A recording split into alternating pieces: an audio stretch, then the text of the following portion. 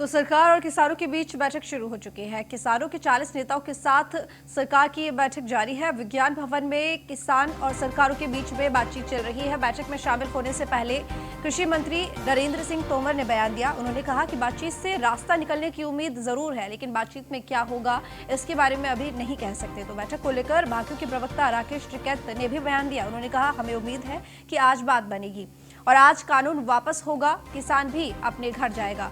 तो ये बयान राकेश टिकैत, जो कि भारतीय किसान यूनियन के प्रवक्ता है राकेश टिकैत, उन्होंने कहा कि उम्मीद है कि आज इस बैठक के जरिए बात बन सकती है और वो तमाम किसान जो कि सड़क पर प्रदर्शन कर रहे हैं वो अपने घर लौट जाएंगे। तो आज अंतिम चरण की बातचीत है। आपको बता दें कि इससे पहले 3 बार बातचीत हो चुकी है, लेकिन वो बेनतीजा रही है। ऐसे में ये अंतिम चरण की बातचीत, जिसको लेकर पहले से ही सरकार की तरफ से कहा जा रहा था कि आज बात होगी, 3 दिसंबर को किसान आए, तो अब देखने वाली बात होगी कि आज क्या फैसला निकलकर सामने आता है, क्या नतीजा सामने आता है।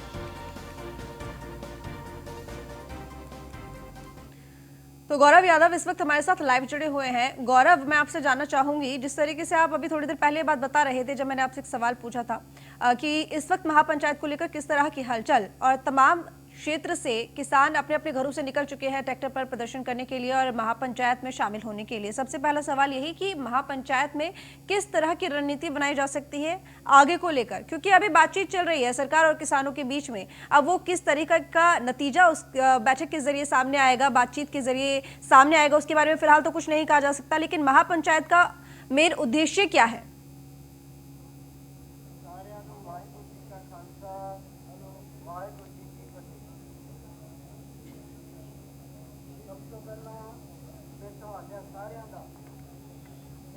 धन्यवाद करता हाँ कि ਤੁਸੀਂ ਸਾਰਿਆਂ ਨੇ अपनी अपनी जिंदगी से जेले छड्डे। देखिए, सबसे बड़ी चीज़ ये है, सरकार से लगातार 8 दिन से कोशिश कर रहे हैं वार्ता कर कर अपनी बात मनवाने के लिए जिला प्रशासन, और कहीं ना कहीं जो किसान हैं वो सामंजस्य के साथ कोशिश कर रहे हैं कि सरकार उनकी बात मान ले, एमएसपी पर एक कानून तैयार कर दे। वहीं जो कॉन्ट्रैक्ट फार्मिंग है उसको लेकर जो कोर्ट जाने का रास्ता है उसको खोल दिया जाए, जिससे कि यदि कॉन्ट्रैक्ट फार्मिंग के तहत कोई धोखाधड़ी होती है तो वो सीधे कोर्ट जा सके, क्योंकि कोर्ट न्यायपालिका पर लोगों को ज़्यादा भरोसा है ये एसडीएम और डीएम की जो कोर्ट होती है इससे। तो कहीं ना कहीं वो एक जो सरकार और किसानों के बीच का विवाद है उसको लेकर धरने पर बैठे हुए हैं, और वही महापंचायत शुरू होनी है। नरेश टिकैत के आने का इंतजार किया जा रहा है।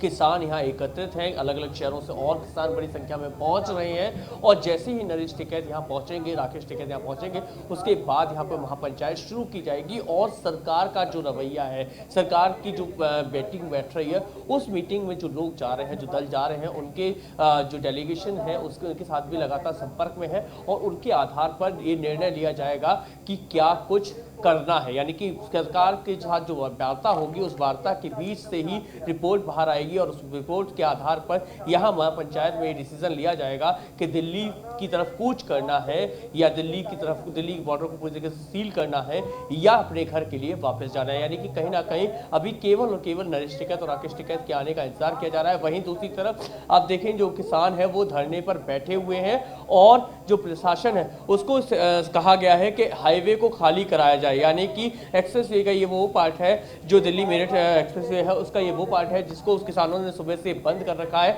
और कहीं ना कहीं यहाँ पर जो रैपिड एक्शन फोर्स है उसको बुला लिया गया है। 3 गाड़ी रैपिड एक्शन फोर्स बुला ली गई है, अग्निशमन जो फायर पॉकेट है वो बुला लिया गया है। तो कहीं ना कहीं प्रशासन को ऊपर से निर्देश मिले हैं कि जल्द से जल्द ये जो किसान बैठे हुए हैं इनसे प्यार से वार्ता कर नहीं तो बल प्रयोग करके किसी भी तरीके से जो हाईवे है इसको खाली कराया जाए। जी बिल्कुल, लेकिन जिस तरीके से अभी आपने कहा गौरव कि राकेश टिकैत का इंतजार हो रहा है महापंचायत की शुरुआत के लिए, तो अगर ये जो बैठक हो रही है सरकार और किसानों के बीच में, नतीजा अगर इसका कुछ निकल कर आता है सामने, तो फिर जाहिर सी बात है कि ये आगे जो महापंचायत हो रही है इसमें क्या फैसला लेंगे किसान। जाहिर सी बात है, उन्होंने पहले ही बात कही थी राकेश टिकैत ने कि अगर इस बैठक के बाद किसानों के हक में बात होती है तो ये धरना प्रदर्शन खत्म, सभी किसान अपने अपने घर चले जाएंगे।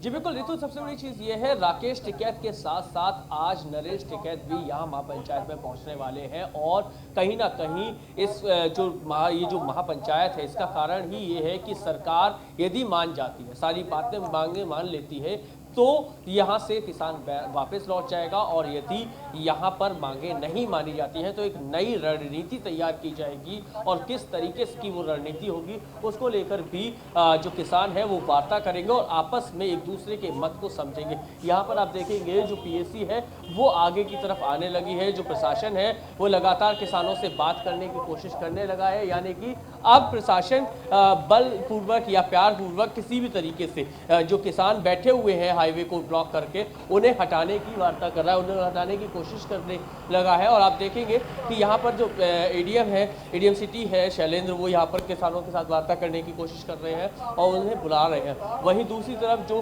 आरआरएफ है यानी जो फोर्स है उसको भी आगे बुलाया जा रहा है। तो आप देखेंगे तो कहीं ना कहीं जो प्रशासन है वो सही तरीके से तैयार है और किसानों से बात करने की कोशिश कर रहा है कि कैसे ही आप यहाँ से हट जाओ, यानी दिल्ली जाने का जो रास्ता है इसको खोल दो। क्योंकि सबसे बड़ी चीज ये है कि जब रास्ता बंद होता है तो आम जन को ज्यादा समस्याओं से दो चार होना पड़ता है और वही कारण है कि यहाँ पर जो प्रशासन है जैसे ही हाईवे बंद हुआ तब से अलर्ट मोड पर है और अब बड़ी संख्या में यहाँ पर फोर्स को बुला लिया गया है और जल्द से जल्द इस हाईवे को खाली कराने के निर्देश जिला प्रशासन को दिए गए हैं। जी गौरव, और जिस तरीके से मैं आपके पीछे देख रही हूँ जो पुलिस फोर्स है वो लगातार बढ़ती ही जा रही है। जब मेरी आपसे पहले बात हुई तो थोड़ी कम संख्या में थी और अब ये पुलिस फोर्स का जो बल यहाँ पर मौजूद है हाईवे पर वो बढ़ता जा रहा है धीरे धीरे। तो ये पूरा अंदेशा है प्रशासन को भी कि अगर इस बैठक में कोई नतीजा नहीं निकलता है तो ये प्रदर्शन उग्र हो सकता है और इसको रोकने के लिए तमाम तरह की व्यवस्थाएं पहले से ही की जा रही है प्रशासन की तरफ से।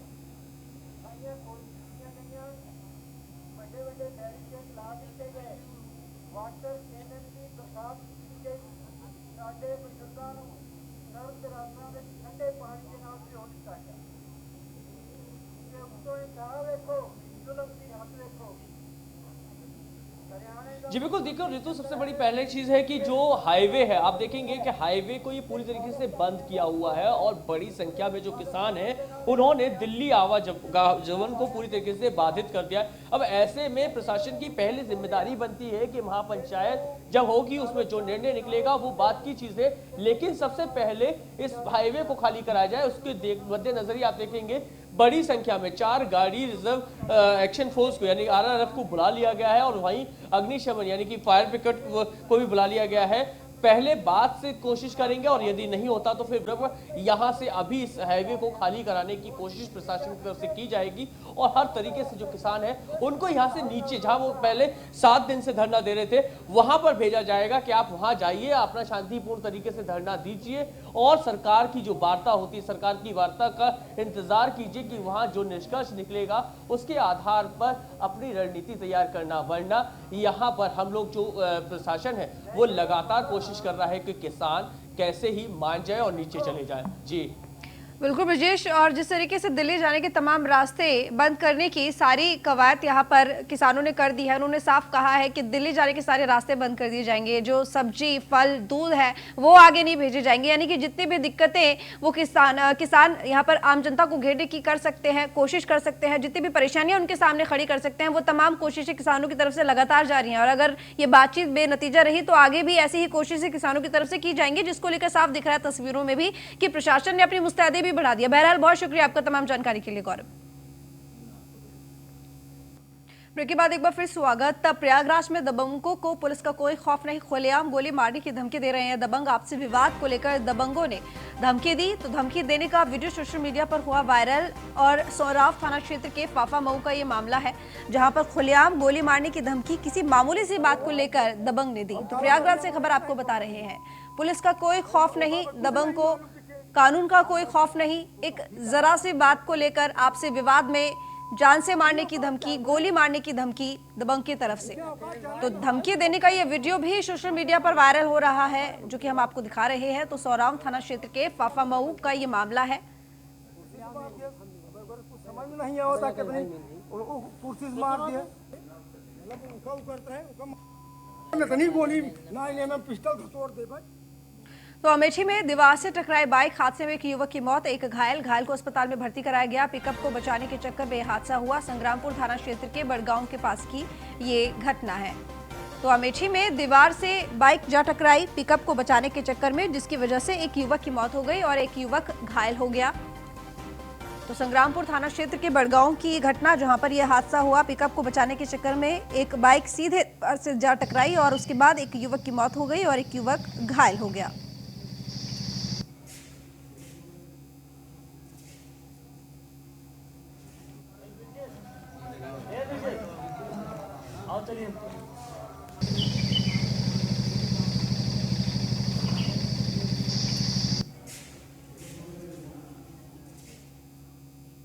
मेरठ से खबर, जहां पर जूनियर डॉक्टर ने की मरीज के तीमारदारों के साथ मारपीट का वीडियो सोशल मीडिया पर वायरल हो रहा है। हंगामे और मारपीट की सूचना मिलने पर मौके पर पुलिस पहुंची। मेरठ मेडिकल कॉलेज एक बार फिर सुर्खियों में है। मेडिकल कॉलेज की आईसीयू में भर्ती एक मरीज के तीमारदारों और जूनियर डॉक्टरों के बीच हंगामा व मारपीट हो गई। हंगामे और मारपीट का वीडियो सोशल मीडिया पर वायरल हो गया। हंगामे की सूचना पर पुलिस मेडिकल कॉलेज पहुंची, तब तक पेशेंट दम तोड़ चुका था। जूनियर डॉक्टरों का वर्चस्व देखकर मृतक परिजन शव को छोड़कर भाग खड़े हुए। सूचना पर पहुंची पुलिस ने मृतक के परिजनों को बुलाकर शव उनके सुपुर्द किया। वहीं मेडिकल कॉलेज ने जूनियर महिला डॉक्टर से अभद्रता और मारपीट की तहरीर थाने में दी। और मेरठ मेडिकल कॉलेज में बीती 30 नवंबर को राकेश नाम के पेशेंट को सांस की तकलीफ के चलते भर्ती कराया गया था, लेकिन राकेश की गंभीर हालत के चलते उसे आईटी के आईसीयू में रखा गया।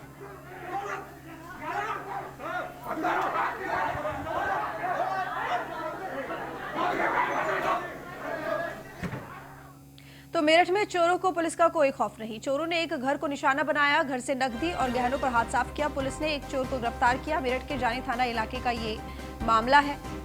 तो घर से नकदी और गहनों पर हाथ साफ किया, पुलिस ने एक चोर को गिरफ्तार किया। मेरठ के जानी थाना इलाके का मामला।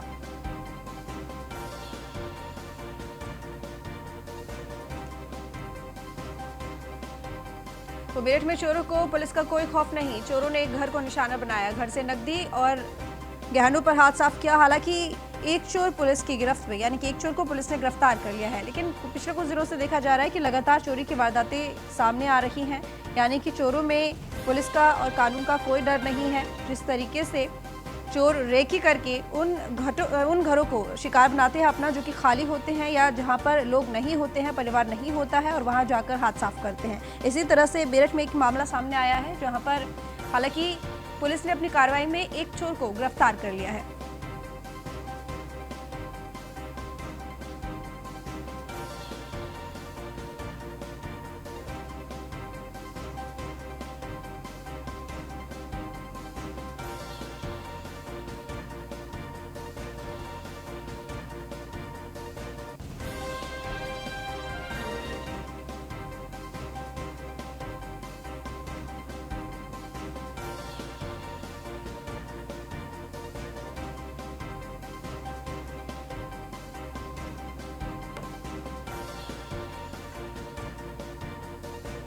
तो आगरा के लोगों के लिए एक बड़ी खबर, 7 दिसंबर को रखी जा सकती है मेट्रो की आधारशिला। Uttar Pradesh metro rail corporation ने शुरू की तैयारियां।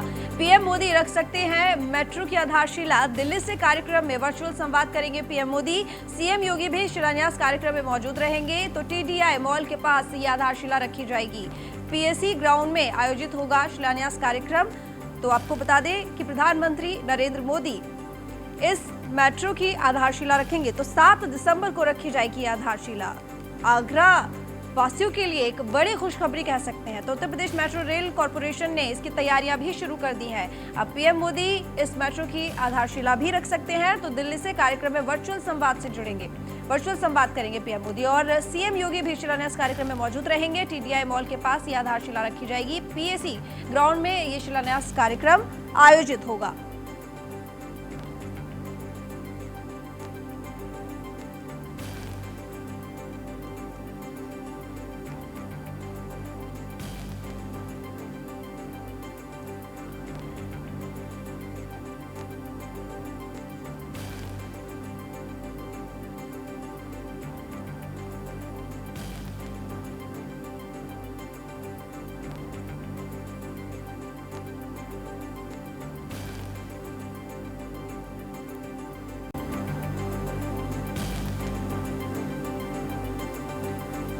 तो सीएम योगी भी शिलान्यास कार्यक्रम में मौजूद रहेंगे। पीएम मोदी शिलान्यास करेंगे मेट्रो का, और साथ ही आगरा वालों के लिए कहीं ना कहीं एक बड़ी खुशखबरी है ये आगरा वासियों के लिए, क्योंकि अब मेट्रो का शिलान्यास किया जाएगा। तो 7 दिसंबर की तारीख, जिस दिन आधारशिला शिलान्यास का कार्यक्रम आयोजित किया जाएगा और वीडियो संवाद के जरिए, यानी कि वीडियो कॉन्फ्रेंसिंग के जरिए वर्चुअल तरीके से पीएम मोदी इस कार्यक्रम में जुड़ेंगे। साथ ही सीएम योगी आदित्यनाथ भी कार्यक्रम में मौजूद रहेंगे।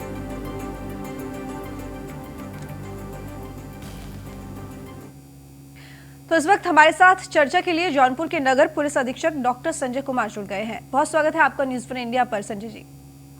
थैंक यू जी। संजय जी, सबसे पहले तो मैं आपसे जौनपुर की कानून व्यवस्था के बारे में ही बात करना चाहूंगी कि इस वक्त किस तरह के हालात, किस तरह की स्थिति, कैसी है वहाँ की कानून व्यवस्था? यहाँ कानून व्यवस्था बिल्कुल सुदृढ़ है और अच्छी है जी। कहीं कोई दिक्कत नहीं है। और हम लोग आने के बाद जौनपुर में काफी अच्छा कार्य किए हैं।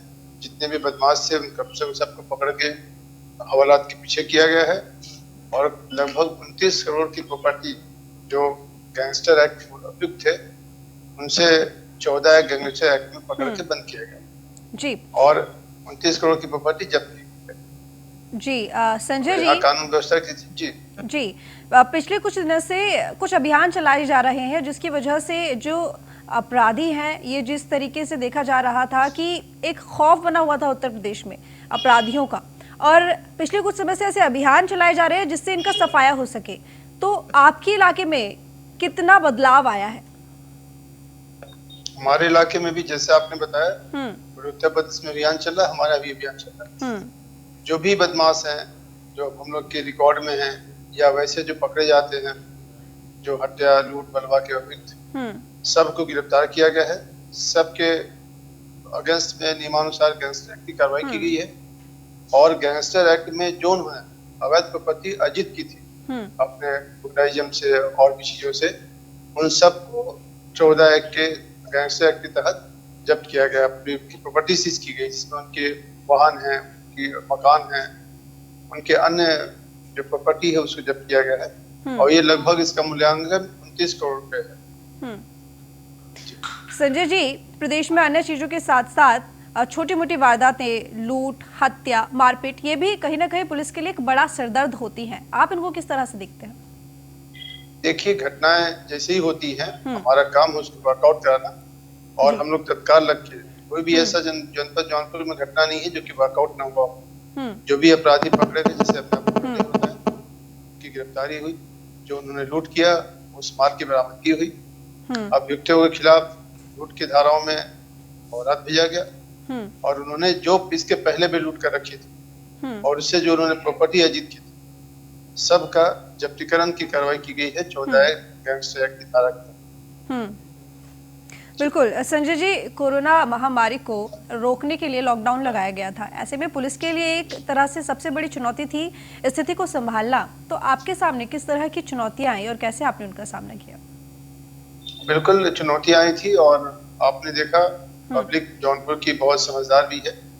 उनको हर माध्यम से, जैसे हम लोग सिर्फ कंपेल करके नहीं, वो अनाउंस करके उनको बता के, हमारे यहाँ थाने में सिस्टम लगे हैं, रेडियो सिस्टम लगा है जिससे उनको बार बार कम्युनिकेट किया जाता है कि आप मास्क पहनें, सोशल डिस्टेंस बना के रखें, अनावश्यक घर से बाहर ना निकलें, बहुत जरूरी हो तभी निकले और जो भी गवर्नमेंट ने कोविड के रूल बना रखे हैं उसको फॉलो करें।